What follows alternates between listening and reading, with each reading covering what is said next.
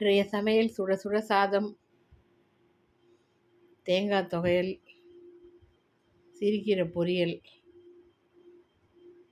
சுக்கு மிளகு திப்பிலி போட்ட சுக்கு மிளகு குழம்பு. மழையாகவும் இருக்குது, குளிராகவும் இருக்குது. இதுக்கு நல்ல இந்த கிளைமேட்டுக்கு ஏற்ற குழம்பு இது, சுக்கு மிளகு குழம்பு. எப்போவும் வைக்கிற காரக்குழம்பு தான். நம்ம கொஞ்சம் காரம் கம்மியாக போட்டு வச்சுட்டு தக்காளி போடக்கூடாது. அதில்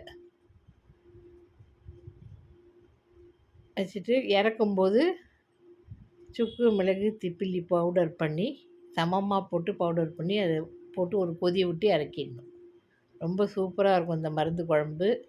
புள்ள பெற்றவங்களுக்கு கொடுக்கலாம், ரொம்ப நல்லது. இது செஞ்சு பாருங்கள். எப்போவும் வைக்கிற காரக்குழம்பு தான். காரமும் புளியும் கம்மியாக ஊற்றிட்டு இறக்கும்போது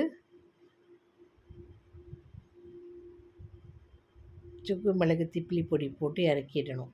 இதுதான் இன்றைக்கி சமையல் ஸ்பெஷல். வணக்கம், சாப்பிட்லாம் வாங்க.